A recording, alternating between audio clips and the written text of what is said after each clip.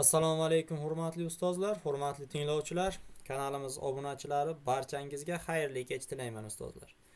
Xo'sh, demak bugun soat 21:00 da milliy sertifikat o'sha Qoya nashriyotdan chiqqan Islomov va o'sha Abdullayev ustozlarimizning kitoblarini tahlil qilamiz, 6-variantini. Xo'p, dars boshlashdan oldin ustozlar ovoz va tasvirning sifati bo'yicha bir izoh qoldirsangiz. Ovoz va tasvirning sifati qanday?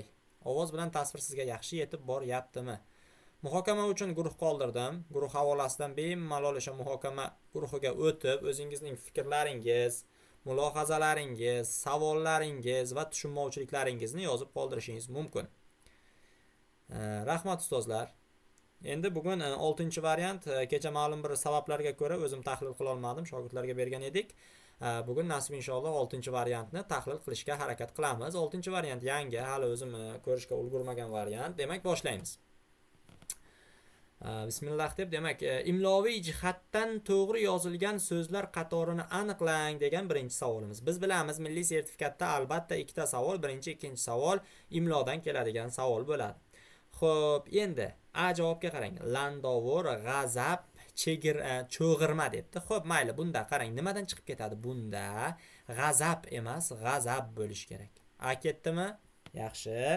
Endi keyin qarang, xo'sh. O'ydim chuqur oqsamoq naftandoz. Demak, men bunda xato ko'rmayapman. Mayli, B javob hozircha turib tursin. C javob.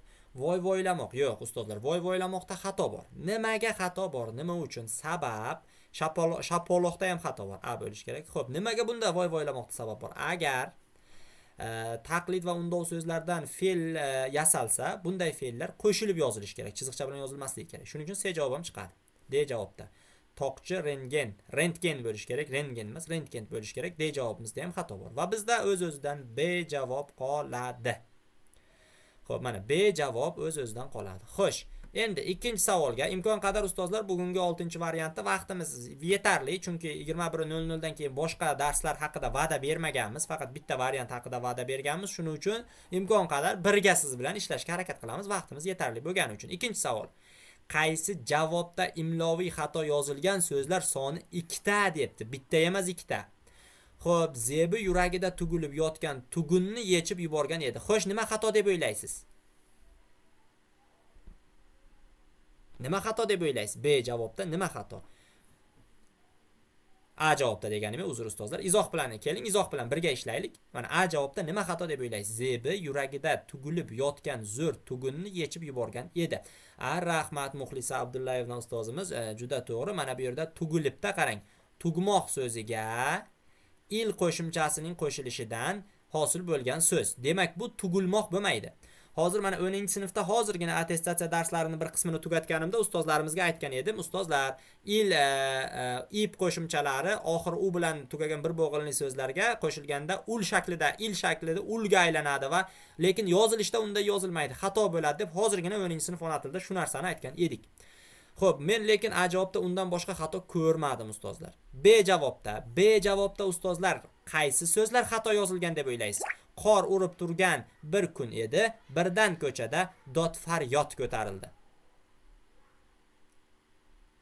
Juda to'g'ri Usmonova ustoz, hozirgina ko'rib o'tdik uni. Xo'sh, nima deysiz? Mana B javobda qor urib turgan bir kun edi, birdan ko'chada dod faryod. Rahmat Muxlisa Abdullayev ustozimiz, juda ham faol bo'lyaptilar bugun. Dod faryoddan ketdi. Lekin men yana boshqa bu yerda boshqa ma'lumot ko'rmadim. Xo'p, C javobni ko'raylik-da bir. Xo'sh, endi o'rtadagi xontaxtada sovib qolgan kabob va meva-chevalar bor edi. Bu yerda nima xato deb o'ylaysiz? Mana bu C javobda. Xo'sh, C javobda nima xato? C javobda. Xo'sh, C javobdagi izohni ko'ramiz. C javobda nima xato?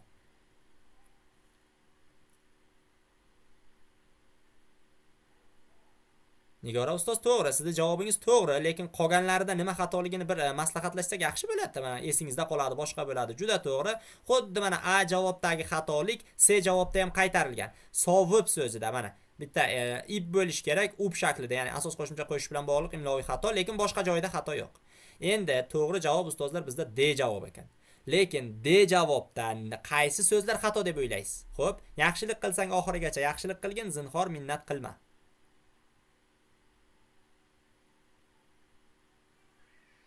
Xo'p, mayli, Nargiza Rasulova ustoz, Qunduz ustoz, to'g'ri. Yana bitta kerak menga lekin. Yana bitta kerak. U bilan ish bitmaydi. Aha, Xayriniso ustozimiz ikkinchisini topib berdilar, juda to'g'ri. Demak, bu yerda oxirgi so'zlari bilan zinhor so'zlari olinadi va bizda D javob to'g'ri bo'ladi. 3-savolga o'tamiz ustozlar. 3-savolimiz qaysi javobda so'zning leksik tahlili xato ko'rsatilgan degan savol kelyapti. 3-savolimiz. Xo'p. Butunlay so'zining sinonimi to'liq bo'lar ekan, antonimi yarim bo'lar ekan. Xo'sh, nima deb o'ylaysiz? Butunlay so'zining 3-savolimizga butun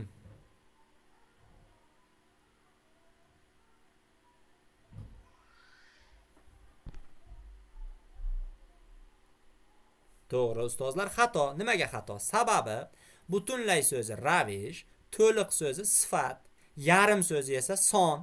Demak, mana shunday o'sha antonimlik bilan sinonimlik turli so'z turkumlari doirasida emas, balki bitta so'z turkumining doirasida bo'lishligi kerak. Shundan kelib chiqqan holda biz A javobni xato javob, ya'ni biz uchun kerakli bo'lgan javob. Chunki 3-savolda bizda xato ko'rsatilgan javob so'ralgan. Demak, xato javob A javob va biz uchun kerakli javob shu. Endi qolganlariga menimcha to'xtalib o'tishimiz shart. Mayli, to'xtalamiz. Qarang. Bo'shatmoq sinonimi yechmoq, antonimi o'sha yuklamoq. Mayli, bu to'g'ri. Kelmoq antonimi bormoq, sinonimi tashrif buyurmoq. To'g'ri. Urush antonimi tinchlik, sinonimi muhoraba. To'g'ri. Urush degani mana bu yerdagi urush, undan tashqari urish so'zi ham bor. Bu o'sha qo'l bilan urmoq ma'nosida, bu urush esa jang ma'nosida. Jangu jadal ma'nosida. O'shanga e'tibor beringizlar ustozlar. Juda to'g'ri ustozlar. Davom etamiz. Usmonova ustoz, qarang, leksik tahlilda mana shunga ham bir oydinlik kiritib ketay, ikki xil qarash bo'layapti. Leksik tahlilda omonimlik turli xil so'z turkumi doiralarida kelaveradi. Omonimlik turli xil so'z turkumi doiralarida kelaveradi. Lekin sinonimlik bilan antonimlik bir xil so'z turkumi doirasida bo'lishligi kerak. Agarda so'z ko'chma ma'noda qo'llansa, ba'zan sinonimlik bilan antonimlik turli so'z turkumi doirasida bo'ladi. Faqat unda so'z ko'chma ma'noda qo'llanishi kerak. Ya'ni unda gap bo'lishi kerak. Bizda hozir bu yerda gap yo'q-da, so'zlarning o'zi turibdi. Demak, so'zlarning nutqdan tashqarida bildirgan ma'nosi o'z ma'nosi hisoblanadi va biz shu o'z ma'nosidan kelib chiqib so'zlarni antonim va sinonimlarini ko'rib chiqamiz va bunda bir xil so'z turkumini biz topishimiz, bir xil so'z turkumi doirasidagisini topishimiz kerak ustozlar. Shuning uchun bizda aynan A javob chiqdi 3-savolga. Davom etamiz. 4-savol ustozlar.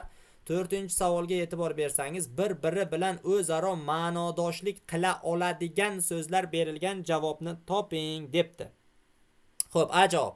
Munavvar, nur, ravshan. Qarang, bu yerda mana munavvar bilan ravshan so'zlarini ma'nodosh qilgan taqdirimizda ham nur so'zi ularga nisbatan ma'nodosh bo'la olmaydi. Chunki munavvar va ravshan sifat, nur esa ot so'z turkumi. Demak, keyingisi B javobga qarang. Tanho, yolg'izlik, yakkalik debdi. Xo'p, mayli, qarang. Yolg'izlik bilan yakkalikka rozimiz, lekin tanhoga ko'nmaymiz, chunki tanho ham sifat. B ham ketdi. C javobga qarang. Qalin, zich, tig'iz debdi. Mana shu demak 4-savolimizga men mana shu C variantini yo'qlayman. Sababi qalin, zich, tig'iz bir xil so'z turkumida turibdi va bir xil ma'noni bildiryapti. Shuning uchun 4ga C javobni olaylik. D javobga qarang. Adad, miqdor, tartib debdi. Bularning endi 3tasi 3ta ma'no ustozlar. Adadi degani misol adadi bilan mayli, adadi bilan tartibni olgan taqdiringizda ham miqdori ularga to'g'ri kelmaydi. Tushunyapsizmi? Miqdor degani umumiy, tartib degani ketma-ket. Bular bir-biriga to'g'ri kelmaydi. Shuning uchun D javob chiqib ketadi. Xo'sh, davom etamiz. 5-savol ustozlar. Qaysi gapda qo'shimcha qo'llash bilan uslubiy xatolik mavjud emas? Qo'shimcha qo'llash bilan uslubiy xatolik mavjud emas. A javob. Xonadon egasini ko'rgan edi, lekin uning bunchalik saramjon sarishtalik ekanini bilmagan edi. Sarishtalik emas, sarishta ekanligini bo'lish kerak. Lik kerak emas bu yerda ustozlar. Mana shu 5-savolimizda o'sha lik kerak emas. Shuning uchun likni chiqarib tashlayvering. Xo'p, davom etamiz. Endi keyingisi B javob. Yomg'irdan keyin osmonda paydo bo'ladigan kamalak jahondagi jamiki ranglarni 7tadan ipga tortib turganiga o'xshaydi. Xo'p, B javobdan nima xato deysiz? B javobdan nima xato deb o'ylaysiz? E'tibor bering, yomg'irdan keyin osmonda paydo bo'ladigan kamalak jahondagi jamiki ranglarni 7 tadan ipga tortib turganga o'xshaydi. Rahmat ustoz, mana profillari harf qo'yilgan ekan, juda to'g'ri ustoz. 7 tadan emas, 7 ta ipga tortilgan. Bu yerda o'sha qo'shimchani xato qo'llab qo'yishlik uslubiy xatolikni chiqargan, ketdi bu. C javobda ishni uning maqsadi boshqarib turadi. Buyuk maqsadga qaratilgan ish buyuk ish hisoblanadi. Bu yerda xatolik ko'rmadim. D javobga e'tibor beraylik. Telefon orqali onlayn o'yin, qimor o'ynash va boshqa hodisalar insonning virtual qaramligini oshirib yuboradi. Xo'p, bu yerda nima xato deb o'ylaysiz? 5 ta. Telefon orqali onlayn o'yin, qimor o'ynash va boshqa hodisalar insonning virtual qaramliligini oshirib yuboradi. Xo'p, javoblar juda to'g'ri Jonibek ustoz. Undan oldingi ustozimiz ham xuddi shu javobni berdilar. Juda to'g'ri. Qaramlilik emas, mana bu yerdagi qaramligini oshirib yuboradi. Ya'ni bu likdan oldin turgan li kerak emas. Shuning uchun A ni chiqardik, B ni chiqardik, D ni chiqardik va bizda C javob eng to'g'ri javob qoldi. Rahmat ustozlar, juda yaxshi. Mana shunday muzokara bilan ishlasak, vaqtimiz bemalollik paytida siz uchun anchagina foydali bo'ladi deb o'ylayman. Xo'p, ana endi 6-savolga keldik ustozlar. E'tibor bering. Mana bu yerda tuzalmoq so'zi shifo topmoq, sog'aymoq ma'nosida kelganini topishimiz kerak. Oradan bir necha kun o'tib, Yusufbek hoji tuzalib, yana odatdagidek hovlining bir burchagida o'tirardi. Menimcha mana shu 6-savolga A javob juda ham to'g'ri. Chunki Yusufbek hoji kasallikdan shifo topgan va tuzalgan. Shuning uchun A javobni olamiz, qolgan javoblarni ko'rib chiqamiz. Ustozining ustozining gaplari ta'sir qilib, Ahmadjon xatosini tushundi va o'zini tuzatishga harakat qildi. Bu yerdagi tuzatish deganda qanday ma'no nazarda tutilgan? B javobda. Qani ustozlar? B javobda qanday ma'no nazarda tutilgan? O'zini tuzatish. Xatosini tuzatish, yana boshqacharoq sinonim ayting Rajab ustoz. Tuzatishga nisbatan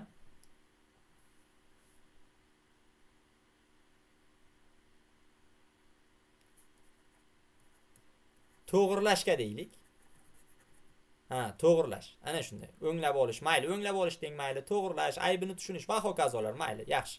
C javobda mehmonlar kelishiga oz qolganda, kampir dasturxonni tuzatib, chiroyli qilib bezadi. Ya'ni bu yerdagi tuzatib so'zi har xil taomlarni olib kelib, mana pastdagi sinonimi, ya'ni bezashga to'g'ri keladi. D javobda, demak, boyqush yigitning kulbasiga bir parcha nur tushdi, hayoti tuzalishiga umid paydo bo'ldi. Ya'ni hayoti nima qilinishiga? O'nglanishiga umid paydo bo'ldi desak bo'ladi. Demak, bizda o'z-o'zidan 6-savolga A javob to'g'ri javob bo'ladi ustozlar. Yaxshi, demak, davom etamiz. 7-savol ustozlar. Qarang. She'riy parchadagi yasama so'zlar haqida noto'g'ri fikrni aniqlang. Buning uchun avval biz yasama so'zlarni topishimiz kerak. 7-savoldagi yasama so'zlarni kim yozadi? Taqdir kuldi, o'lim tegmasdan o'tib ketdi, qilmadi jur'at, netay axir so'nggi minutda pistoletim qildi xiyonat.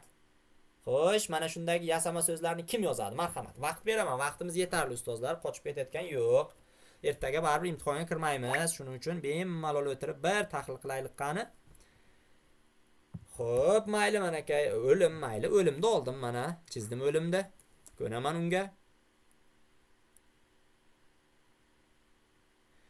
Xo'p, Gulnoza Baxriyeva ustozimiz. Hozir ko'ramiz mana aka, 5-savol dedingizmi? 5-savolni ko'ramiz ustoz, erinmaymiz. 5-savolda ishni uning maqsadi boshqaradi. Qarang, ishni boshqaradi. Nima boshqaradi? Maqsadi boshqaradi, ishni boshqaradi. Boshqarmoq o'timli fe'l, o'timli fe'l esa tushum kelishigini olgan so'zga bog'lanadi. Baxriyeva ustoz, esdan chiqmasin. Shuning uchun bu yerdagi tushum kelishigi to'g'ri qo'llangan hisoblanadi. Endi o'zimiz savolga qaytsak. Xo'sh, mana o'limni oldik. Yana qanday javoblar kelibdi? Xo'p. Zubayda O'roqova ustozimizda ekran yo'qolib qopti. Shunga bir izoh qoldiringizlar qani? Ekran bilan tasvir hammada yaxshimi? Xo'p, mayli, so'ngini ham olaman. So'ngi ham to'g'ri. Yanachi? Yana. Taqdir yo'q, taqdirda olmaymiz ustoz. Kuldini ham olmaymiz. Xo'p, jur'at qilmoq, mayli. Jur'at qilmoqni olaman, unga roziman. Yanachi? Yana. Ay, rahmat ustoz. Xiyonat qildi. Demak, bizda mana 4 ta yasama so'z paydo bo'ldi. Endi tahlil qilamiz. Bizga lekin noto'g'ri fikr kerak, esdan chiqmasin, ha.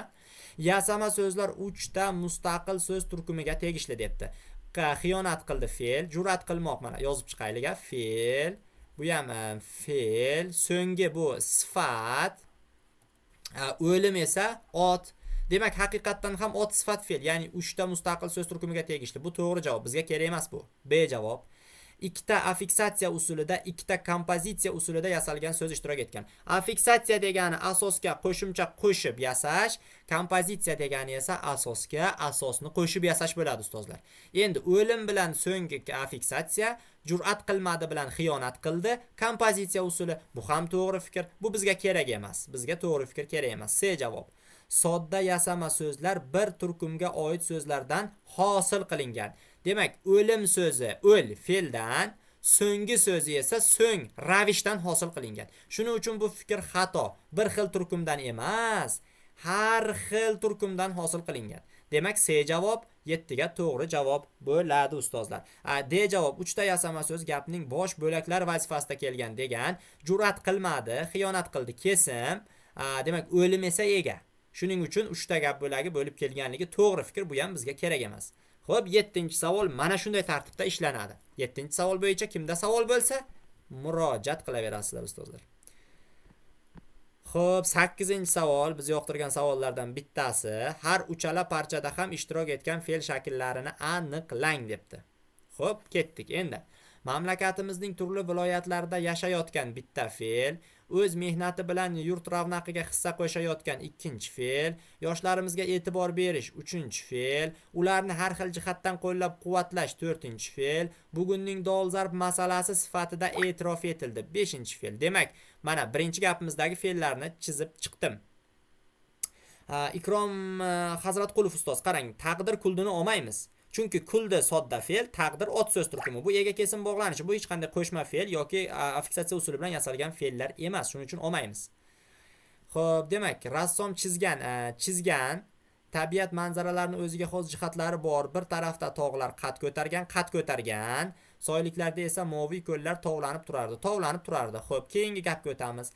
Tekisliklarda birorta ham o'suvchi daraxtni uchratmaymiz. Xo'p, o'suvchini olamiz, uchratmaymiz olamiz. Hamma yoqda ko'm-ko'k past bo'yli o'tlarni ko'rasizda olamiz. Xo'p, sifatdosh shaklidagi fe'l debdi. Hissa qo'shayotgan sifatdosh, qad ko'targan sifat, demak, tog'lar qad ko'targan, soyliklarda esa moviy tovlanib turardi. Chizgan sifatdosh bor ekan. Mana sifatdoshlarda doiraga olsamchi, mana qo'llab oyog'i. Xo'sh, hissa qo'shayotgan mana birinchi gapda, keyin ikkinchi gapda chizgan. Demak, uchinchi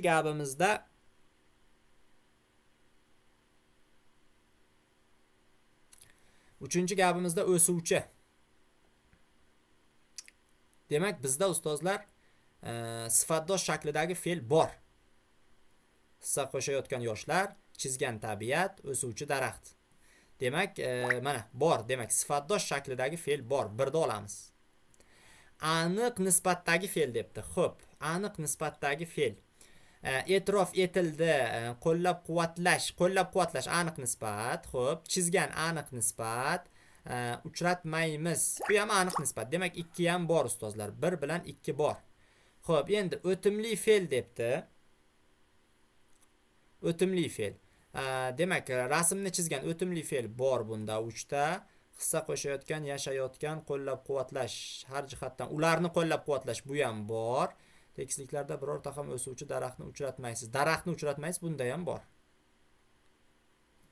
Xo'p, demak 3 uchalasida ham bor ekan. 1 2 3. 1 2 3. Nimaga javob chiqmaydi? Nimaga bunday bo'ldi? Rajab va ustoz o'suvchi sifatdosh, vichi qo'shimchasi ot so'z turkumini yasashdan tashqari sifatdoshni ham yasaydi. Masalan, bu o'quvchi bizning maktabda o'qimaydi desa, unda shaxs oti Gazeta o'quvchi odamlar yaxshi insonlardir desa, gazeta o'qiydigan odamlar bo'ladi va u sifatdosh yasovchi qo'shimcha bo'ladi. Ana shu esdan chiqmaslik kerak. Uvchi qo'shimchasi. Yo'q, uvchi qo'shimchasi harakat nomi emas. U sifatdosh, uvchi qo'shimchasi sifatdosh. Xo'p. O'sadigan deb olasizda. O'sadigan, o'suvchi daraxtni o'sadigan daraxt deb olasiz. Mana qarang, tekisliklarda birorta ham o'sadigan daraxtni uchratmaysiz. Hamma yoq ko'm-ko'k, past bo'yli o'tlarni ko'rasiz.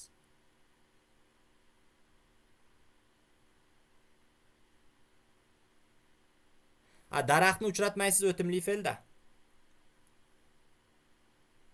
Xo'p, demak 8-savol. O'timli fe'l aniq bor. Xo'p, yana davom etaveraylik. Qani sof fe'l, e'tirof etgan tovlanib turardi, ko'rasiz. Sof fe'l hammasida bor. Sof fe'l bor. Demak, qarang, bizda xo'sh 3 bilan 6 aniq bor. 3 bilan 6 aniq bor. Xo'sh, aniq nisbatdagi fe'l 2 ham aniq bor. Demak, 2 ham aniq bor. Qarang, 2, 3, 6 aniq bor. Lekin undan tashqari 1 ham bor. Xo'p, mayli. 2, 3, 6 aniq bo'lgandan keyin hozircha bizda ustozlar D javobni olsak maqbul javob bo'lar ekan. Chunki bizda 2, 3 va 6 javoblari aniq turibdi, bor. Mana 2, 3, 6 bu yerda aniq turibdi va biz shu 2, 3, 6 dan kelib chiqib D javobni olsak bo'ladi. Chunki bizda 1, 2, 3, 6 yoki bo'lmasam 1, 2, 3 yoki bo'lmasam 1, 3, 6 degan javoblar yo'q muqobili. Shuning uchun 2, 3, 6 ni olsak to'g'ri javob bo'ladi deb o'ylayman. Xo'p, qad ko'targan aniqlovchi, qad ko'targan kesim bo'ladi, ustoz. Davom etamiz. Xo'sh, davom etamiz ustozlar. Ustozlar, tasvir uzilib qoldimi? Tasvirga bir izoh qoldiringizlar. Menimcha uzildi-yu tasvir.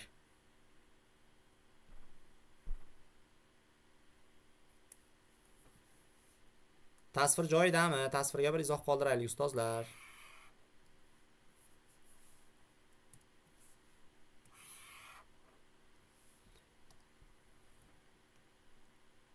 Endi bormi? Aha. Bora, tasvir joyida. Davom etamiz. Unda tasvir joyida bo'lsa davom etamiz ustozlar. Demak, biz 2, 3, 6 variantiga to'xtalamiz. 9-savol. Ushbu gapda yordamchi so'z turkumlariga mansub birliklar hamda ular shakllangan bo'laklar haqida to'g'ri ma'lumotni topishimiz kerak. Demak, biz yordamchi so'z turkumlari va ular shakllantirgan gap bo'laklari bo'yicha to'g'ri fikrni topishimiz kerak. 9. Tabiat ishlariga qo'pollik bilan aralashish tufayli paydo bo'lgan kasalliklarni farmatsevtika zavodlarida ishlangan dorilar bilan tuzatib bo'lmaydi. Bor yo'g'i ikkita bilan. Men ko'rgandan hozir 9-savolda bor yo'g'i ikkita bilan. Xo'p, demak, yordamchi so'z bilan shakllangan bo'laklar barchasi kesimga bevosita tobelangan debdi. Xo'p, tabiatni asrashga qo'pollik bilan aralashish tufayli ham bor ekan ustozlar, uzr. Demak, qo'pollik bilan aralashmoq. Demak, qo'pollik bilan, qarang, qo'pollik so'zi aralashmoqqa tobe, kesimga emas. Kesim tuzatib bo'lmaydi. Tuzatib bo'lmaydi kesim. U kesimga emasda, kesimdan oldingi boshqa bo'lakka tobe bo'lyapti. Demak, bevosita emas, bu yerda bilvosita bog'lanish ham bor. Shuning uchun chiqib ketdi javob. B javob. Yordamchi so'zlarning barchasi sof ko'makchilar debdi. Bilan, tufayli. Xo'p, bular sof ko'makchilar. Hozircha B javobni olsak 9 ga muqobil, yana davomini ko'rib chiqamiz. C javob. Gapda yordamchi so'zlarning barchasini kelishib qo'shimchalari bilan almashtirish mumkin. Qo'pollik bilan, demak, aralashish tufayli dorilardan tufayli aralashishdan paydo tufayliga qo'ysangiz bo'ladi. Lekin qo'pollikka qo'yib bo'lmas ekan. Tufayliga qo'ysangiz bo'ladi. Shuning uchun bu javob ham chiqib ketadi. Yordamchi so'zlar bir o'rinda hol, ikki o'rinda to'ldiruvchi debdi. Demak, shu xato. Chunki bir o'rinda hol emas, ikki o'rinda hol, bir o'rinda to'ldiruvchi. Shuning uchun D javobim chiqdi. D, A, C ni chiqarib taylaymiz bizda albatta. B javob to'g'ri javob qolar ekan. Xo'p, savollarga bir qaraylik. Nima gap? Uzildi, ha, ko'rindi, ha, yaxshi. Bu nima? Tashlabdilar ustozimiz. Yaxshi, rahmat. Ekran rasmga olib tashlabdilar. Tufayliga bor. Tufaylini aytdim ustozlar. Demak, davom etamiz endi. Savollar yo'q ekan. 10-savol. 10-savolda quyidagi she'riy parchada gap bo'laklari haqida to'g'ri ma'lumotni aniqlang debdi 10-savolimizga. Xo'p, qachongacha qorning o'ylab o'tadirsan, qachongacha ko'kdan chalpak kutadirsan. Kesimlari har xil turkumdan tashkil topgan debdi. Demak, qachongacha qorning o'ylab o'tadirsan, o'tasan, ya'ni ketasan deganda chalpak kutadirsan. Ikkalasi ham ustozlar fe'l, har xil emas, bir xil. Shuning uchun chiqdi bu. B javob. Qaratqich aniqlovchi holga tobelangan debdi. Qachongacha qorningni demak qaratqich aniqlovchi holga tobelanmaydi-ku qachongacha. Bu yerda o'zi qaratqich aniqlovchining o'zi yo'q-ku. Qaratqich aniqlovchining o'zi yo'q. Shuning uchun bu ham ketdi. Hokim qismi yasama so'zdan iborat holli bog'lanish bor debdi. Hol o'zi bu yerda yasama so'zni o'zini ko'rmayapman men. Bu yerda o'zi yasama so'zni o'zi yo'q. Shundan bu ham chiqdi. O'rin holi bevosita kesimga bog'langan debdi. Demak qorningni o'ylab o'tasan, qachongacha o'ylab o'tasan.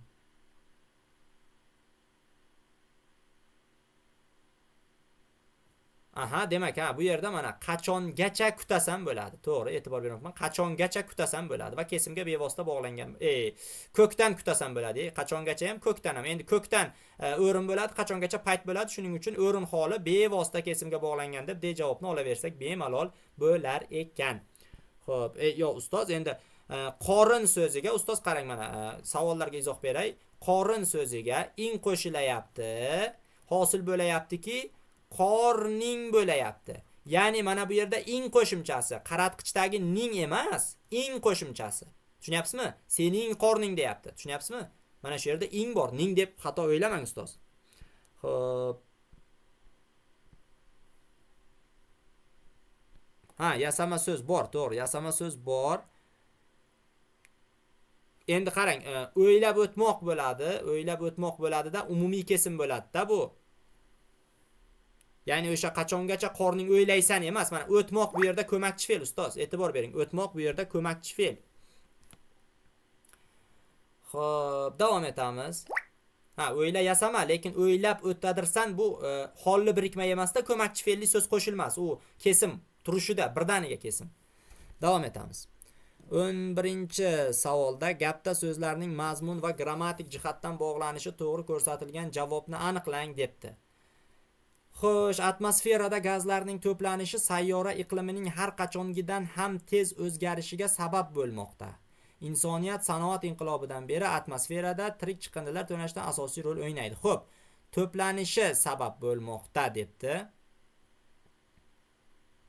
Haqiqatdan ham to'planishi so'zi sabab bo'lmoqqa nisbatan tobe. Xo'p, chiqindilar rol o'ynaydi. Insoniyat sanoatda inqilobdan beri atmosferada turli chiqindilar to'planishida asosiy rol o'ynaydi. Bu yerda qarang, rol o'ynaydida chiqindilarning to'planishi bo'ladi. Chiqindilar so'zi to'planishiga nisbatan tobe.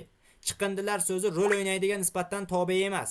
Shuning uchun ikkinchisi chiqib ketdi. Demak, A javob ketadi. B javobda turli to'planishida, qarang, endi turli so'zini qaraymiz. Turli so'zi chiqindilarga nisbatan tobe. Turli so'zi to'planishga emas, chiqindini o'ziga tobe. Shuning uchun bu ham chiqib ketdi. C javobda tez o'zgarishiga atmosferada to'planishi. Xo'p. Atmosferada to'planishi mayli. Demak, tez o'zgarishi. Demak, tez o'zgarishi olsak bo'ladi. Tez so'zi o'zgarishiga tobe, atmosferada so'zi to'planishiga tobe. Bemalol C'ni olsak bo'ladi. D javobda to'planishi debdi. To'planishi demak, qani to'planishi yo'q. Bu yerda teng bog'lanishi yo'q. Teng bog'lanish yo'q ustozlar. Bu yerda teng bog'lanish bo'lmagani uchun D javobim chiqib ketadi. Demak, 11-savolga C javob qolar ekan ustozlar. Xo'p, yana bir savollarni qarab chiqamiz. O'rin holi qaysi bu yerda? Ko'kdan so'zida ustoz, Xurshida ustoz ko'kdan, ya'ni osmondan demoqchi. Demak, ovoz yaxshi emas. Ovoz yaxshi emas. Ustozlar, ovozga bir izoh qoldiraylik. Nimaga ovoz yaxshi emas bo'lyapti? Ovozga bir izoh qoldiraylik. Nima bor ovozda? Qandaydir shum bormi, nima bor?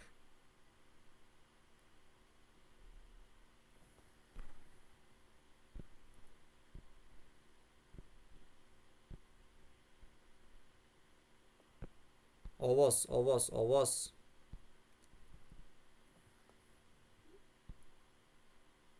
Endi joylashdimi ustozlar ovoz? Yo, hali ham shu ahvolmi?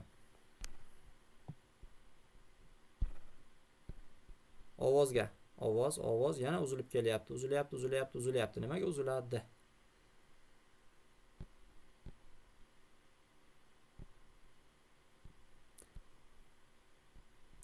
Xo'p, ustozlar, imkon qadar davom etaveraylik qani, balki ovoz tuzalib qolar. Agar davomiy uzilaversa, yana aytasiz, balki ovoz tuzalib qolar ovoz. Internet tezligi yaxshi, yomon emas. Qandaydir Telegramda o'zidan bo'lyaptimi bu? Ovoz yaxshi bo'lgan ustozlarimiz ham bormi? Yo, hammada shu ahvolmi ovoz? Agar kimdadir yaxshi bo'lib, rahmat va ustoz, ovoz hozir men internetimni o'chirib yoqadigan bo'lsam, chatdan chiqib ketishga majbur bo'laman-da. Ovoz uzilib qolyapti. Bo'lmasam ustozlar, men chatni yopmayman-da, chatdan o'zim chiqaman va yana shu chatga qaytib kirishga harakat qilaman. Demak, shoshmay turing 1 daqiqa.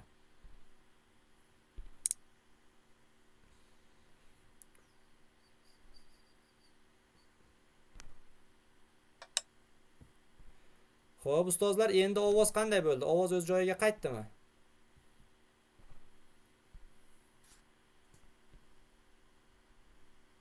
Ovoz o'z joyiga qaytdimi?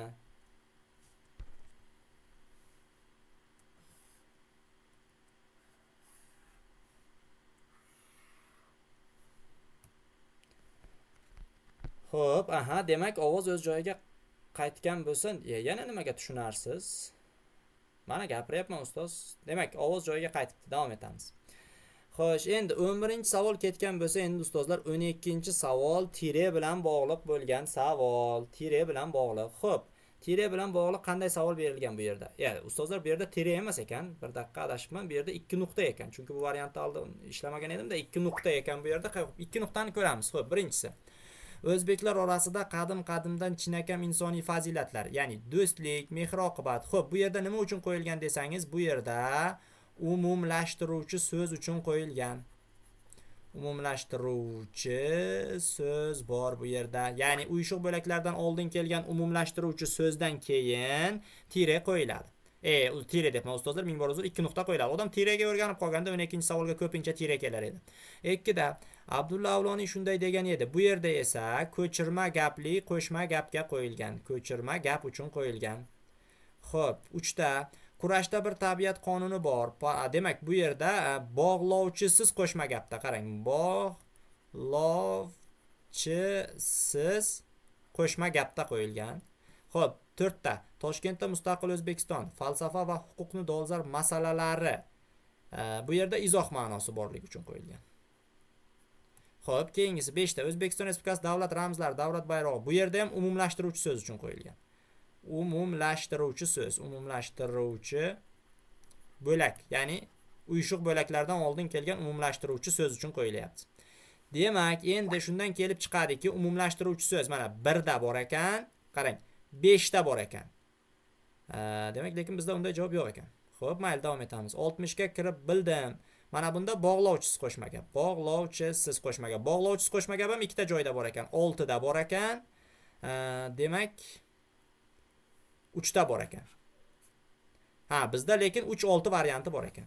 Xohlasangiz, agarda variantda kelganda edi 1 bilan 5 varianti ham to'g'ri bo'lar edi, lekin 1 bilan 5 variantlari yo'qligi uchun 3 bilan 6 varianti keldi. Demak, 3 bilan 6 varianti to'g'ri javob bo'ladi.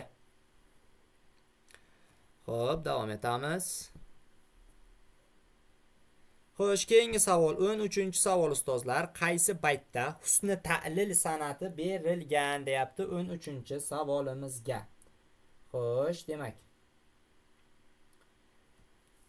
o'qiymiz. Bulbul o'qig'ach yig'lab subhidin xazon faslin g'uncha qon yutib yuz chok etdi gul giribonlar debdi 13-savolimizga. Demak, bu yerda ustozlar husni ta'lil bor.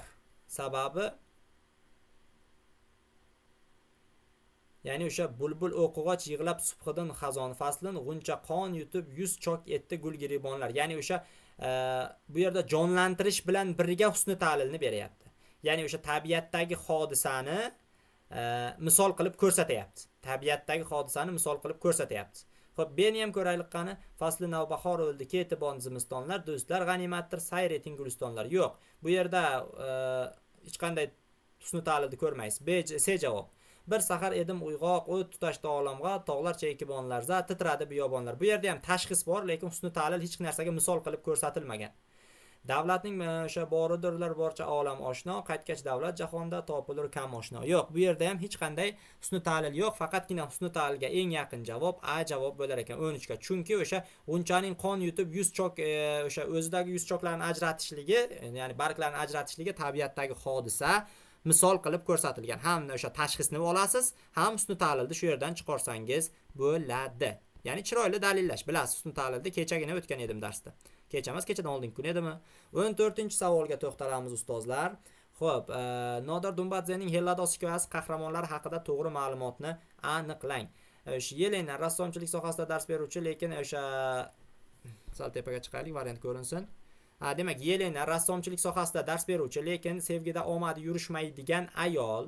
Xo'p, demak, bu yerda 14-savolimizga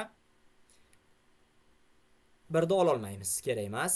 2 ga kelamiz. Demak, Jamol milliy qadriyatlarga qarshi bora olgan, lekin qilgan ishidan pushaymon bo'lgan personaj. Jamol hech qanday milliy qadriyatlarga qarshi bormagan, shuning uchun 2 ham kerak emas. Xo'p, qarang. 2 ni o'zi chiqarib tashlasak, bizga qaysi variant qolyapti? O'zi faqatgina bizda D variant qolyapti. Shuning uchun D variantni olib qo'yganimiz ma'qul. Chunki 2 ni chiqarib tashlasak, o'sha qolgan variantlar bizdan chiqib ketyapti. 15-savol. O'zbeklar hikoyasi haqida to'g'ri ma'lumotni toping degan savolimiz. Xo'p, asarda xalq dushmani degan tuhmat bilan otilib ketgan navqiron yigit haqida so'z borgan. Men unday voqeani bilmayman. Demak, B javobda asarda nozik xayolparast odamlarni rassom deb atash rasm bo'lganligi haqida fikr borgan. 15 da aynan shunday demak, o'zbeklar hikoyasida aynan shunday fikrni ko'rmaganman. Asarda Botir Cho'ponning kichik o'g'li muddatidan avval dunyoga kelganida sabab vafot etganligi aytiladi degan bu ma'lumot bor. Shuning uchun seni olamiz. 16-savol. Xo'sh, 16-savol. Biroz ekranni kattalashtiramiz, yaxshi ko'rinsin sizga. Shu kechada tushimda xoqonimizning ko'rdim. Bo'z bir otga mingan, qo'llarida qilich, yaroqlari qarab turgan edi. Abulfayzxon dramasidan keltirilgan yuqoridagi fikr qaysi obraz nutqidan olingan deyilyapti? Mir Vafo. Buni darslikda ham o'qigansiz, juda ham yaxshi bilasiz. Mir Vafo. Xo'p, davom etamiz. O'zi shu badiiy adabiyot savollarini sizga tashlasam ham bo'lar ekan. Masalan, mana 17-savol. Qarang, Molxona asari haqida to'g'ri hukm. Keling birga ishlaylik. Mana shu 17-savol. Molxona asarida qaysi fikr to'g'ri deb o'ylaysiz? Marhamat, vaqt ketdi. Xo'p, birinchisi, cho'chqa mayor butun fermadagi hayvonlarni qo'zg'olon ko'tarishni xohlaydi, sabab uning o'zi ferma egasidan ancha yomonliklar ko'rgan edi, debdi. E'tibor bering. Keyingisi, keksa cho'chqa boshqa hayvonlarning fikrini buzganligi uchun Napoleon tomonidan o'ldiriladi. Keyingisi, keksa mayorning hayvonlar ozod bo'lishi haqidagi fikrlari ko'pchilikni ijobiy qabul qiladi va uning gaplari hammani ruhlantirib yuboradi. Keyingisi, D javob, fermadagi hayvonlar keksa cho'chqaning ma'ruzasini eshitishni xohlamasa-da, itlarning hujumidan qo'rqib eshitishga majbur bo'ladi. Xo'p. Juda to'g'ri ustoz, juda to'g'ri. Mana Eshturdiy va Muqaddas ustozimiz.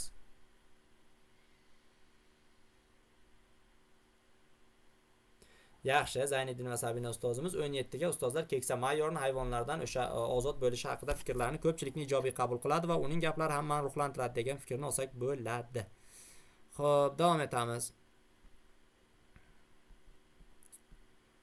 Keyingisi ustozlar o'rgimchak simonlar matni ekan. Bu matnda juda ham ko'p aylangan matn, bilasiz, o'rgimchak simonlar. Endi keling shu haqidagi savollarni ishlaymiz. 18-savol. Shu matnni keling men sizga tashlayin. Rasmini tashlayin, siz shu matn bo'yicha savollarni keyin birgalikda ishlaylik. Menimcha shunday qilsak ancha yaxshi bo'ladi. Xo'p. Endi variantni o'zini tashlay olmaymiz, chunki unga haqqimiz yo'q. Faqatgina matnni tashlab beramiz. Matnni testni birgalikda ishlaymiz.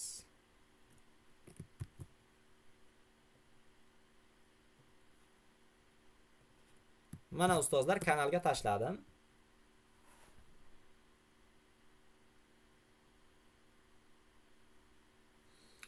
Xo'p, mana aka ustozlar, kanalga matnni tashladim, o'rgimchak simonlar matnini. Marhamat, endi 18-savolda ishlaymiz. Ya'ni matn mazmuniga mos to'g'ri shakllantirilgan gapni topishimiz kerak. Marhamat, men endi javoblarni kutib qolaman. Kimdan qanday javob kelishini.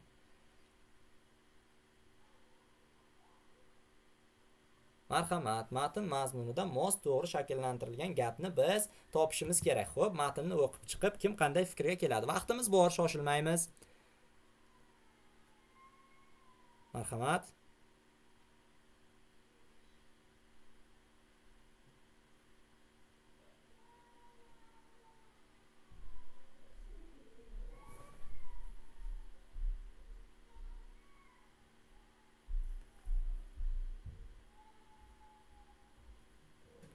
Xo'p, 18 ga javoblar kelib boshladi. Matnni yaxshilab o'qing, hushyor bo'ling.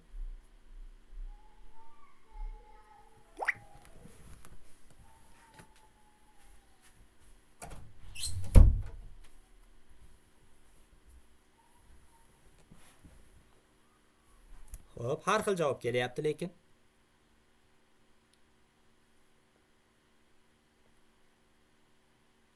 Barcha o'rgimchak-simonlar zararkunanda hasharotlar bilan oziqib joyda keltiradi. Ya'ni oziqlanib foyda keltiradi. Oziqib foyda keltiradi deyilyapti. Barcha o'rgimchak-simonlar zararkunanda hasharotlar bilan oziqlanib foyda keltiradi deyilyapti. Bu fikr xato. Nimaga? Demak, pashsha chivin hasharotlarni qirib foyda keltiradi. Ulardan qarang. Barcha deyilmagan. Qarang, e'tibor bering mana bu yerda mana. O'rgimchaklarning ko'pchilik turlari deyilgan. Barcha deyilmagan. Shuning uchun A javob xato javob hisoblanadi. B ga qarang. Falanga va chayonning jag'lari bir-biriga o'xshab ketadi debdi. Qarang. Demak, ariq sariq ko'p, uning yassi tanasi, ko'krak qorin qismlari, boshining ustida jufti qarang. Mana boshining ustida juft yirik ko'zlari, ikki yonida esa 5 juft mayda ko'zchalar, ustki jag'lar o'rgimchaklarnikiga o'xshaydi. Falangaga emas, o'rgimchaklarnikiga. Chayonning jag'lari falangaga emas, o'rgimchaklarnikiga o'xshaydi. Shuning uchun B ham ketdi, A ham ketdi. C ga qarang. Kanalarning sanchib qon so'ruvchi xartumchasi oyoq paypastlagichlari va jag'laridan tashkil topgan. Xo'p, qarang. Mana qarang, tanasining oldigi uchida jag'lar va oyoq paypastlagichlari qo'shilishidan, mana jag'larining va paypastlagichlarining qo'shilishidan hosil bo'lgan sanchib so'ruvchi xartumcha. Ko'ryapsizmi? Demak, qon so'ruvchi xartumchasi jag' va oyoq paypastlagichlarining qo'shilishidan hosil bo'lgan desa, bu to'g'ri fikr. Endi D javob B o'rgimchak-simonlar oilasidan eng yirigi hisoblanadi debdi. Qarang. Xo'p, qoraqurtda aytdi, qizg'ish dog'lari bo'ladi. Qoraqurt tuproqda chuqurcha ustida toshlar ustiga bo'ladi. To'riga tushgan chigirtkalarni oladi. Uzunlik zahri odam uchun xavfli va otlarga ayniqsa kuchli ta'sir qiladi. B ning eng yirik 3-4 cm o'rgimchak bo'lib, tuproqda chuqurligi 60 cm gacha yuradi. Endi qarang, o'rgimchak simonlardan flanganing uzunligi 6-7. Qarang, 3-4 eng nima deydi? 6-7 undan katta-ku. Demak, o'rgimchak simonlardan B eng kattasi emas ekan. Shuning uchun D javob ham chiqib ketadi. Demak, 18 ga bizga C javob qoladi. 18 ga C javob qoladi. Xo'p, 19. 1 daqiqa ustozlar hozir.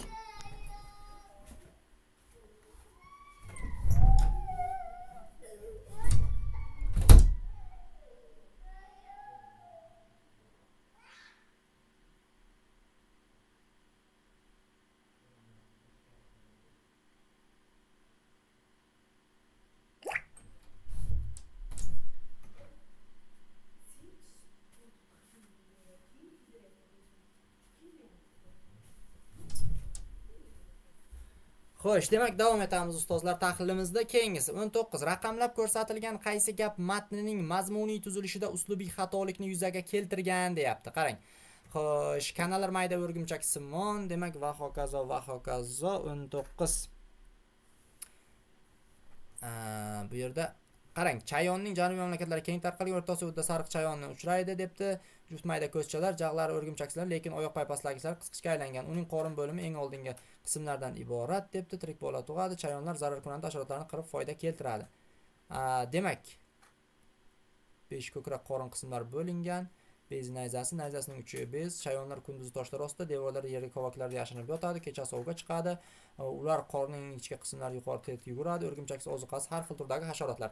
Qarang, o'rgimchaklarning ozuqasi har xil turdagi hasharotlar. Demak, bo'g'im oyoqlilar, o'rgimchaklar, hasharotlar qisqichlar yordamida tutib zararni keltiradi va yana oxirida chayon zararkunanda hasharotlarni qirib foyda keltiradi degan. Mana shu chayonlar zararkunanda hasharotlarni foyda keltirishligi mana shu e'tibor bersak 19-savolga 3-qismida ana shu foyda zararkunandalarni qirib foyda keltiradi degan joyida uslubiy xatolikdan 19 ga chiqadi. 20. Matn mazmunida aks etgan to'g'ri ma'lumotni aniqlang debdi. Xo'sh. Qorni ustida qizg'ich rangli bo'lishi qoraqurtning yosh urg'ochilarida kuzatiladi. Xo'p, tepaga qaraymiz. Demak,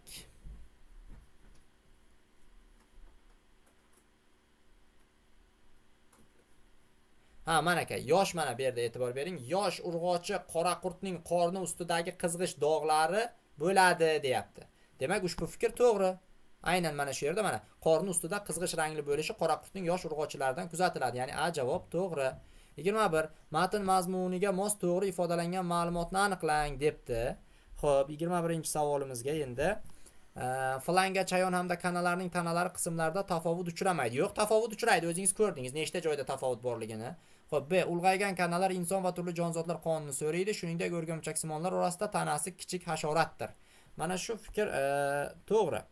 Sababi mana bu yerda e'tibor bersangiz, mana o'rgimchaksimonlar bo'ladi. Tanasi yassi oval shaklida, bo'g'imlar bo'linmagan, gavda bo'lingan, tanasining oldingi uchta jag'lari, oyoq paypastlagichlari sanchib, xartumchasi joylashgan, kanallar parazitlik qilib, ya'ni parazitlik degani qon so'rib faoliyat ko'rsatadi deyapti. Parazitlik degani qon so'radi degan ma'noda kelyapti. Mana voyaga yetgan kanallar turli hayvonlar va odamlarning tanasini qonini so'rib parazitlik qiladi. Endi shundan kelib chiqib biz mana shu javobni olsak bo'ladi. Ya'ni o'sha falanga demak B javobni olsak bo'ladi. Keyingisi 22. Quyidagi qaysi ma'lumot muqobil emas debdi. Xo'p, bunda kunduzi chayonlar tosh tagida, devor va yerlarning kavaklarida yotib o'ljani kuzatadi debdi. Chayonlarni ko'ramiz.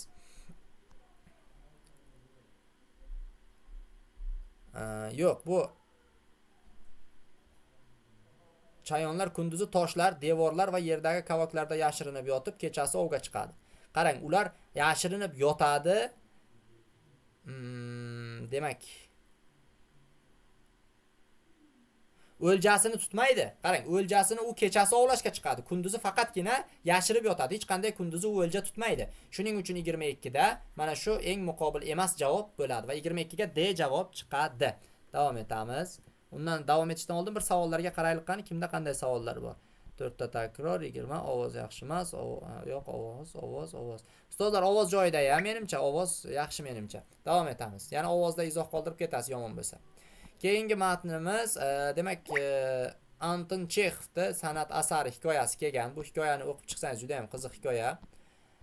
Endi bu badiiy matnda qarang, hikoyaning mazmuni haqida to'g'ri hukm so'ralgan 23-savolimizga. Bunda qarang, hikoya orqali barcha insonlar san'atni o'z ichki dunyosidan kelib chiqib tushunishi va haqiqiy san'atni sevadigan insonlarnigina uni to'laqonli his qila olishi beriladi. Ya'ni C javob bunda eng to'g'ri javob bo'ladi. Xo'p, endi ovozdan tashqari ustozlar buni tiniq formatda yozib olyapman. Yozib olgan variantimni ham tashlab beraman nasib inshaalloh. 24. Sasha obraziga mos berilgan ta'rif so'ralgan ustozlar. B javob. Ya'ni Sasha o'zining yolg'iz onasi bilan yashovchi, kamtarin, ezgu niyatli yo'q, bu emas. Sasha faqat pul topish maqsadida qadimgi san'at buyumlarini izlab yuruvchi kimsa. Ya'ni o'sha 24 ga C javobni ola olmas ekanmiz. Deydi, Sasha san'atni o'z hayotiga aylantirgan, undan boshqa inson. Yo'q, 24 ga ustozlar B javobni olamiz. Ya'ni o'zining yolg'iz onasi haqiqatdan. Xo'sh, keyingisi 25-savolga qaraymiz.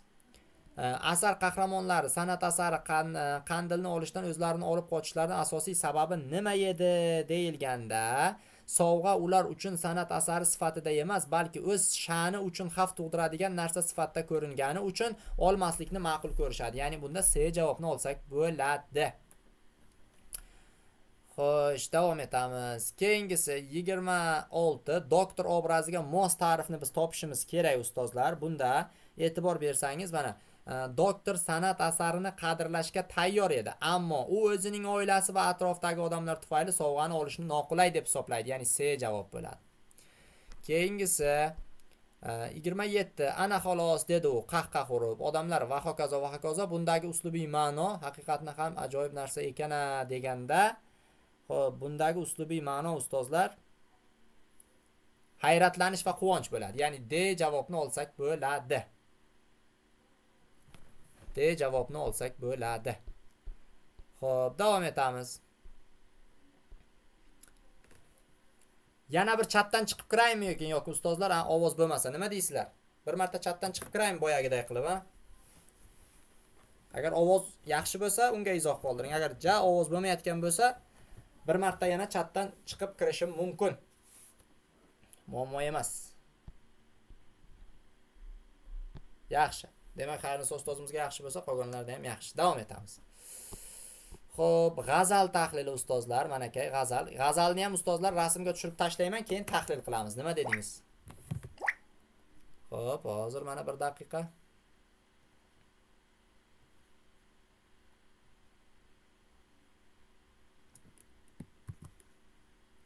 Mana ustozlar, g'azalni ham tak tashlaymiz. Xo'p. Mana ustozlar, g'azal sizni o'sha qo'lingizga borib tushdi. Endi bemalol g'azalni ham tahlil qilsak bo'ladi. Xo'p, birinchi, mana 28-savoldan boshlaymiz. Baytlar mazmuni to'g'ri izohlanmagan javobni aniqlang debdi. 28-savolda baytlar mazmuni to'g'ri izohlanmagan javobni bering debdi. Xo'sh. Qani bir avval bir ishlang. Yo, vaqtimiz ketib qolarmikin ishlasak?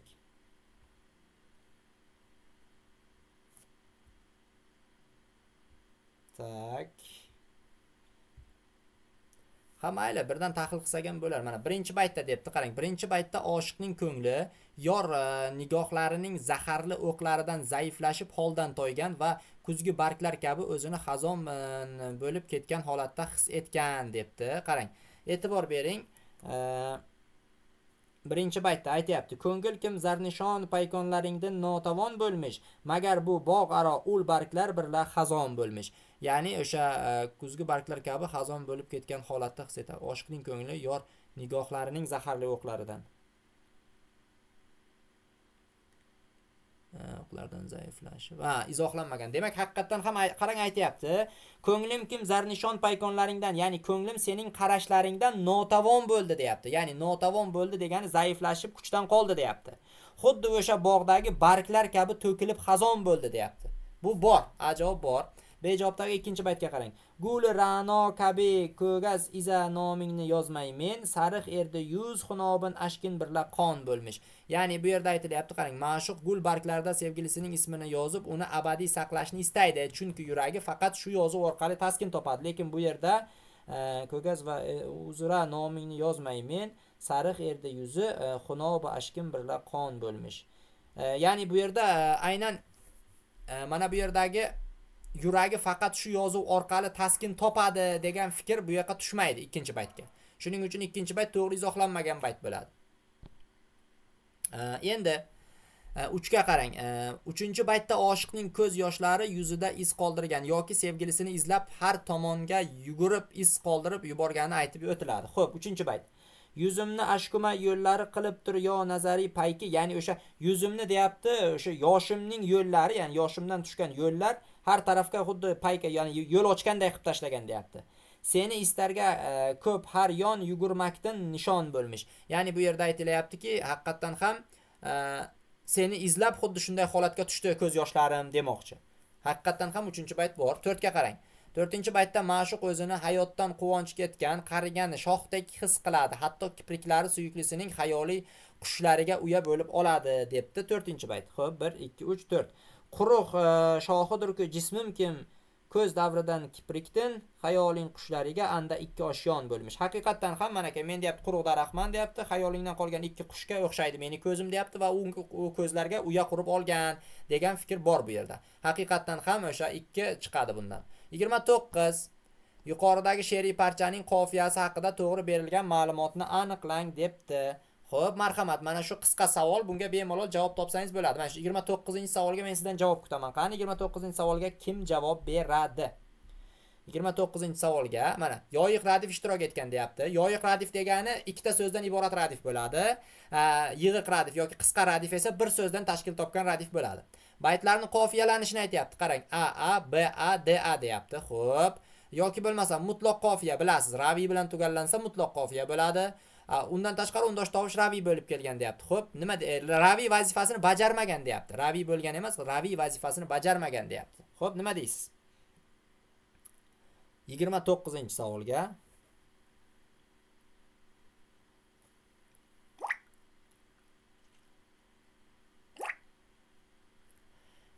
Xo'p, demak, endi qarang, 29-savolga mana bir qaytamizda e'tibor beramiz. Xo'p. Notavon bilan xazonga qarang mana. Notavon, xazon, ya'ni a qofiyalanyapti. Xo'p, yozmay men qon, b a qofiyalanyapti. Nazar nishon, d a qofiyalanyapti. Ya'ni g'azal o'zi shunday qofiyalanadi. G'azal o'zi boshlanishida a, keyin b a, d a, c a va hokazo bo'lib ketadi. Xo'p, bunday javobimiz bormi bizda? Baytlar a, b a, d a tarzda qofiyalangan degan javob bor. Endi radifga keladigan bo'lsak, radifda o'zi yo'q. Bu yerda mutloq qofiyaga keladigan bo'lsak, mutloq emas, muqayyat qofiya bor. Undosh tovush raviy vazifasini bajarmagan emas, bajargan. Ya'ni ne u yerda raviy bo'lib kelgan. Shuning uchun B javob to'g'ri javob bo'ladi. Raviyga izoh berib ketaman, bitta ustozimiz so'ragan ekanlar. Raviy undosh tovushlar va cho'ziq unlilar raviy bo'ladi. Qisqa unlilar raviy bo'la olmaydi. Ya'ni o ba'zan raviy bo'ladi. Keyin raviy so'zning asosidan qidiring. Ko'pincha so'zning asosidan raviyni qidiring. Ya'ni qofiyadoshlikni ta'minlayotgan tirgak tovush bu aynan raviy bo'ladi. Davom etamiz. Xo'p, 30 ya'ni 7-bayt mazmuni to'g'ri izohlangan javobni aniqlang debdi. Endi 7-baytga qarang, 7-bayt. Xo'p, 7-baytga qaraymiz. Demak 1 2 3 4 5 6 7. Ya'ni mana 7 mana bu ekan, mana 7-bayt. Ya'ni yuzing hajrida bilki qon yoshim oqmish chaman ichra. Ya'ni chamanda deyapti, sening hajringdan yoshlarim qon bo'lib oqyapti deyapti. Qachonki ko'rsangki har bir shox uzra gul arg'ivon bo'lmish. Ya'ni har bir shoxdan xuddi gul to'kilgan singari demoqchi. Endi 7-bayt. Oshiqning qonini yosh to'kish natijasida bog'dagi gullar arg'ivon rangda kirganligi, gullar bor demoqchi. Husni ta'lil vositasida, tabiat vositasida tasvirlangan. Ya'ni ana shu 30 ga bemalol a'ni olsak bo'lar ekan.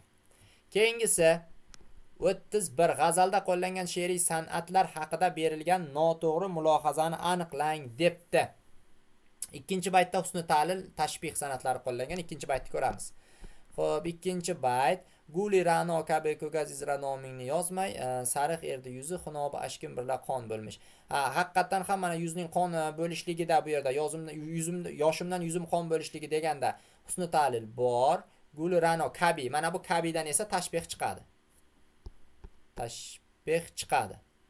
Demak 2-bayt bunda bor ekan. Demak 31 ga A javobda xato. Bizga noto'g'ri fikr kerak-ku. Bu yerda o'sha 31 da A javob to'g'ri fikr. B'da 4-baytda mubolag'a va ruju san'ati qo'llangan.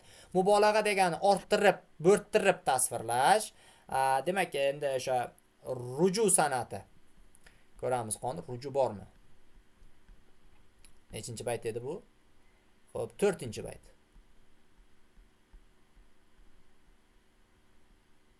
To'rt. 1 2 3 4. Quruq shohdurur jisminki ko'z davridan kiprikdan, hayoling qoshlariga anda 2 oshyon bo'lmish. Xo'p, aynan endi o'sha inson quruq shoxga o'xshamasligidan mubolag'a chiqadi.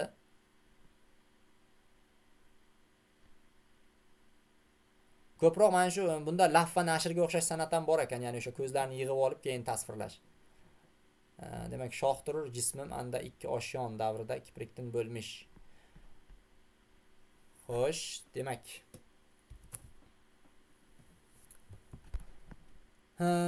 Demak, C javobni ham ko'raylik. 5-baytda tarda aks ishtiqoq san'atlari ishtirok etgan debdi. Men bu yerda ustozlar 31-savolga tarda aks bilan ishtiqoq 5-baytda.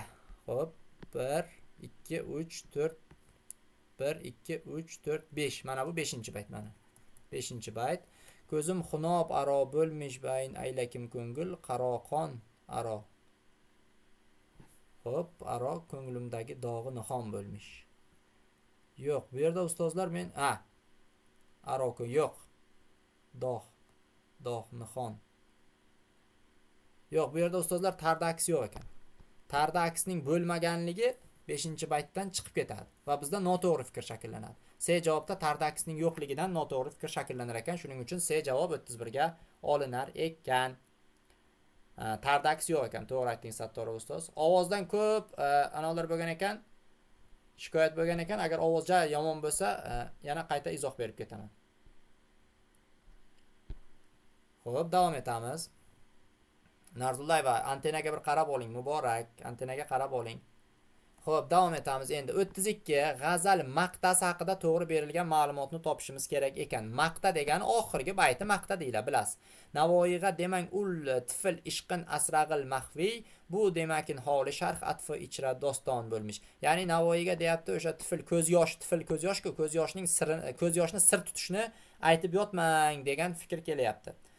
Xo'p, Navoiy sevgisini hech kim bilmasligi uchun uni yashirishga harakat qilmoqda. Yo'q, harakat qilmayman deyapti, yashira olmayman deyapti. Oshiq uchun sevgi izhorlari sir tutish maslahat beriladi, chunki uni hech kim tushunmaydi. Maslahat bermang, u maslahat menga kerak emas deyapti. Ko'ngildagi yolg'izlik va dardni hech kim bilmasligi ta'kidlanadi. Yo'q, doston bo'ladi deydi. Navoiy ishq sirlarini yashirishning foydasi yo'q. Aytayapti, haqiqatan uni maslahat bermang, foydasi yo'q deyapti. Chunki bu sevgi allaqachon hamma joyda doston bo'lib bo'lgan deyapti. Aynan D javob to'g'ri desangiz bo'ladi. Xo'p, ustozlar, g'azal tahlilidan keyin sintaks bo'limiga kiramiz. 33, 34, 35-savollarni ko'rib o'tamiz. 33, 34, 35-savollar. Xo'p, o yulduzlar. Mana aka boshlanishidan o yulduzlardan e'tibor bering. Xo'p, mana shu yerda Mirzo Ulug'bek 50 yil ularga oshufta bo'ldi hayhot debdi. Ustozlar, bu yerda undalma bor-ku, mana. Yo'q, undalma ham yo'q ekan. Hayhot bu undalma bo'lmas ekan. Bu hayratlanish ma'nosida kelyapti. Bu yerda mana yulduzlar so'zida atovbirlik bor. Ya'ni atovgap desak bo'ladi. Ya'ni 33 ga biz o'sha atovgapni olsak bo'lar ekan. Keyingisi, o'z vataningga bo'lgan chinakam muhabbatingni o'z tiling bo'lgan muhabbatingdan tasavvur etish mumkin emas debdi. Xo'p, o'z vataningga bo'lgan chinakam muhabbatingni o'z tilingga bo'lgan muhabbatingsiz tasavvur etish mumkin emas. Kesim. Xo'p. Mana bu bor ekan, mana B javob. Bu yerda o'sha murakkab ot kesimli gap ekan. Keyingisi, tovushlarning hidi bo'yi bor, tovushlarning kichik ulug'i. Bor tushib qolgan ustozlar bu yerga. Bor tushib qolgan. Xo'p, 35-savolga. Demak, tovushlarning hidi bo'yi bor, tovushlarning kichigi ulug'i bor. Tushib qolgandan keyin ustozlar to'liqsiz gap olsak bo'lar ekan. Ya'ni E ni olsak bo'lar ekan. Demak, mana 33 ga C, 34 ga B, 35 ga esa E ni olsak bo'lar ekan. Xo'p, 36 ni sizga tashlayman ustozlar. 36 ajratib ko'rsatilgan so'zda ma'nodosh tushadiganini topishingiz kerak. 36 ga qaysi so'zni qo'yaman deb o'ylaysiz ustozlar? 36 ga qaysi so'zni qo'yaman deb o'ylaysiz? Marhamat, vaqt ketdi. 36 ga qaysi so'z tushadi deb o'ylaysiz? Ya'ni yuzaki fikrlamoq, latta yigit, yumshoq daraxt. Qaysi birini qo'ysak bo'ladi? Shu so'zlarga tushadigan qanday so'z qo'ysak bo'ladi? Marhamat, izoh yozaylik qani? Nima deb o'ylaysiz? Qaysi birini qo'ysak bo'ladi? Dilbar Mamat Murodova ustozimiz, Ko'zmunchoqsha ustozimiz, Sattorova ustozimiz, Rasuljon Karimov ustozimiz, hammadan bir xil javob kelyapti. To'g'ri, ya'ni o'sha bo'sh so'zini bu yerda qo'llasak bo'ladi. Bo'sh so'z, ya'ni bo'sh fikrlamoq, bo'sh yigit, bo'sh daraxt, ya'ni o'sha qirqish oson bo'lgan daraxt. Endi oddiy daraxt deya olmaymiz. Yumshoq daraxtni oddiy daraxt deya olmaymiz. Xayrin ustoz, shuning uchun e'tibor bering. Bo'sh so'zi eng muqobil tushadigani shu. Xo'p, keyingisi. 37 berilgan gapda qo'llanilishi lozim bo'lgan tinish belgilar to'g'ri ketma-ketligi so'ralgan ekan. Ajdodlarimizdan bir ulamo aytgan ekan. Ilm, demak bu yerda ko'chirma gapli qo'shma gap aytgan ekanda 2 nuqta. Ilm o'rgan, u sening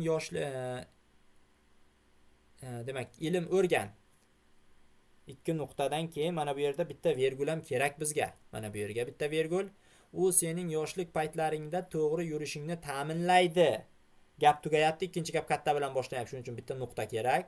Katta bo'lganingda buyuk shaxsga aylanishingda asosiy sababchi bo'ladi. Boshqa hech narsa yo'q. Qo'shtirnoqni taqa yopamiz. Mana 2 nuqtadan oldin qo'shtirnoq ham ochishimiz kerak edi. Mana bunday buni yopamizda nuqta qo'yamiz. Ya'ni ustozlar 2 nuqta, qo'shtirnoq, virgul, demak nuqta, qo'shtirnoqni yopib, yana bitta nuqta. Mana shu shaklda bo'ladi ustozlar. Mana shu shaklda qo'yilar ekan. Xo'p. Davom etamiz. 38 gapda qaysi qo'shimchaning qo'llanilishi bilan bog'liq uslubiy xatolik bor? Marhamat ustozlar, 38 ni ham sizga tashlayman. 38 qaysi qo'shimchani qo'llash bilan bog'liq uslubiy xatolik bor ekan? Marhamat. Ko'ramiz. Uslubiy xatolik qaysi qo'shimchada bor? Bizga ular turli xil takliflar bilan chiqildi. Tabiiyki, hammasi rad etildi.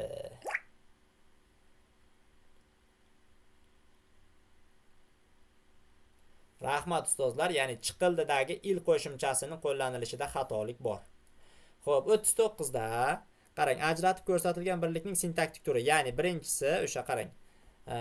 Yonimizda na pulimiz, na oylik chiptamiz bor. Bu nima 39 dagi? 39 ustozlar. 39 e'tibor bersangiz variantlarda hozircha bir xil kelyapti. 39-savolda bir xil ishlayapmiz.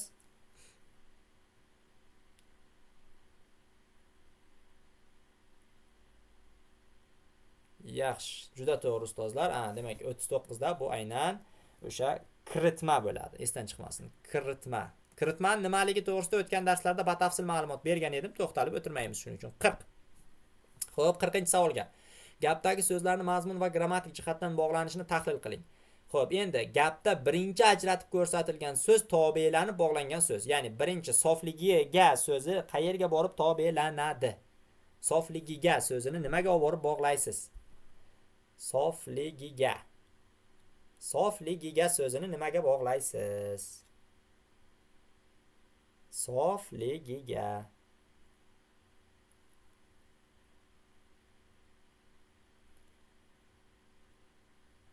Sofligiga so'zi albatta to'g'ri aytdingiz. Sofligiga so'zini siz putur yetkazuvchiga bog'laysiz. Shuning uchun bu javobda putur yetkazuvchi bo'ladi. Mana. Keyingisiga e'tibor bering. Endi gapda ikkinchi ajratib ko'rsatilgan so'z tobelanib bog'langan so'zni yozing. Ya'ni ikkinchisini ham tobelanganini yozishimiz kerak ekan. Xo'p, xulq-atvorini so'zini qaysi so'zga olib borib tobe qilib bog'lagan bo'lar edingiz 40-savolga?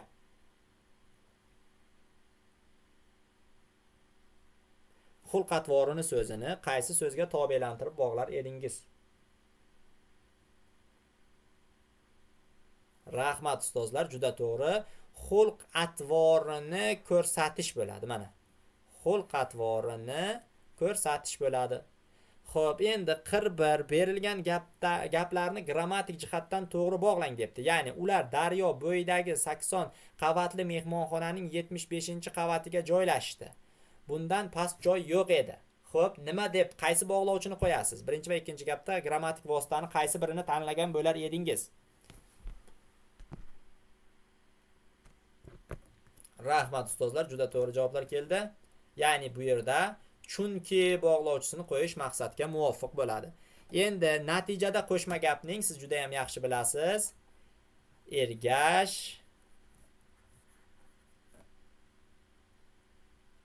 Ergash gap turi hosil bo'ladi. Shundaymi ustozlar? Qo'shma gapning ergash gap turi hosil bo'ladi. Ergash gap turi hosil bo'ladi. Shundaymi? Qo'shma gapning ergash gap turi hosil bo'ladi. Agar fikrimga qo'shilsangiz bitta like tugmasini bosing yoki plyusni bosing. Qo'shilmasangiz yo'q, xato deng. Ergash gap degan turi hosil bo'ladimi ustozlar? Qo'shma gapning? Qo'shma gapning ergash gap turi hosil bo'ladimi? Meni fikrimga qo'shiladiganlar yo fikrimga qarshilar bormi yo'qmi?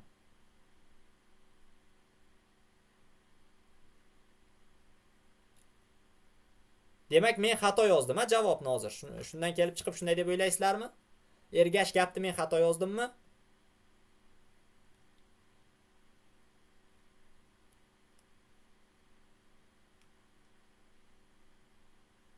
Aha, demak qaysidir ustozlarimiz xato, qaysidir ustozlarimiz to'g'ri. Ustozlar, men mana 6-variantga keldim. Ha, o'rtada bittani tahlil qilmagan bo'lsam ham 5-variantni tahlil qilyapman. 5-variantdan buyon shu narsani aytyapman ustozlar. Ergash gap boshqa narsa, ergash gapli qo'shma gap bilan ergashgan gap boshqa narsa. Hozir men ergash gap deb xato yozdim ustozlar, sizni sinash uchun. Qoni ustozlarimiz nima deydilar deb. Ergash gap deb yozsangiz xato bo'ladi hozirgi paytda. Hozir mana shu o'rinda. Siz buni nima deb yozishingiz kerak? Hozir siz buni yo ergashgan gap deyishingiz kerak yoki ergash gapli qo'shma gap deyishingiz kerak. Mana ergash gapli qo'shma gap yoki ergashgan gap desangiz to'g'ri bo'ladi. Lekin ergash gap deb yozib qo'ysangiz u xato bo'ladi. Chunki ergash gap, ergashgan qo'shma gapning o'sha birinchi qismi yoki ikkinchi qismi bo'ladi. U hech qachon butun bir boshli qo'shma gap hisoblanmaydi. Esingizdan chiqmasin. Mana shuni bir necha bor qaytarib aytdim va bugun sinash uchun sizga yana shuni ta'kidlab o'tyapman. 42 ga o'tamiz ustozlar. She'riy parchada ajratib ko'rsatilgan so'z yordamida ifodalangan she'riy san'atni topishingiz kerak. Garchi ishq o'tida ko'nglimni o'qig'oni shishlading, garim bo'lmadi hanuz ne six kuymish ne kabob. Xo'p, mana shu yerda 42-savolda qaysi san'atni olamiz?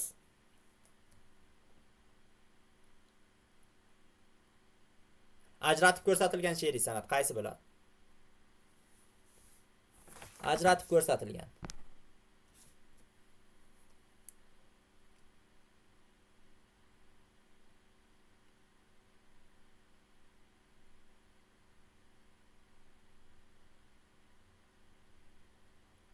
Demak, hamma bir qatordan tanosibda oldi. Xo'p, qarangizlar ustozlar, mana shu yerda ne six kuymish ne kabob. Mana shu yerda mayli, tanosib yo'q deya olmaymiz. Tanosib yo'q deya olmaymiz. Tanosib bor. Six bilan kabobda tanosib bor. Tanosibni biz yo'q deya olmaymiz. Lekin undan tashqari irsoli masal ham bor. Adashmasam kitob muallifi bu yerda menimcha irsoli masalni qo'ygan. Irsoli masal maqol matal keltirish bo'ladi. Tanosib esa u yadosh san'atlar. Agar tanosib desangiz ham xato emas. Men uni xato deya olmayman. Irsoli masal degan bo'lsangiz, u ham xato emas. Mana shunday holatlarda agar ikkala variantda holat bo'lsa, misol tanosib yoki irsoli masal kelib qolsa, ikkalasini belgilasangiz ham baribir to'g'ri chiqaveradi. Bittasini yozsangiz, misol tanosibni yozsangiz ham to'g'ri chiqadi, irsoli masal ham sizga to'g'ri chiqadi. Chunki bitta so'zni bir dona bitta jumlaning ichidan bir nechta san'atlar chiqishi mumkin. Bu yerda hozir xuddi shunday holat bo'lgan. Yo, takrir yo'q ustoz, kuymish. Bu yerda takrir yo'q. Takrirni ko'rmadim men. Ne so'zini aytmoqchimisiz? Yo'q, u endi aynan grammatik vositada, u aynan mustaqil so'z holatida kelmaganligi uchun takrirga uncha yotmaydi. Xo'p, mayli, davom etamiz. 43. She'riy parchaning qofiyasini tahlil qiling va yozing debdi. Xo'p, xanjaring jonimgacha yetdi, ko'kragimga sanchilib, navoking yonimga o'ltirdi, iyodatiga kelib. Xo'p, bu yerda ravi qaysi? 43-savolda ravini menga topib bering. Ravi.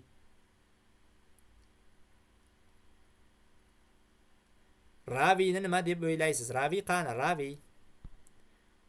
43-savolga ravi.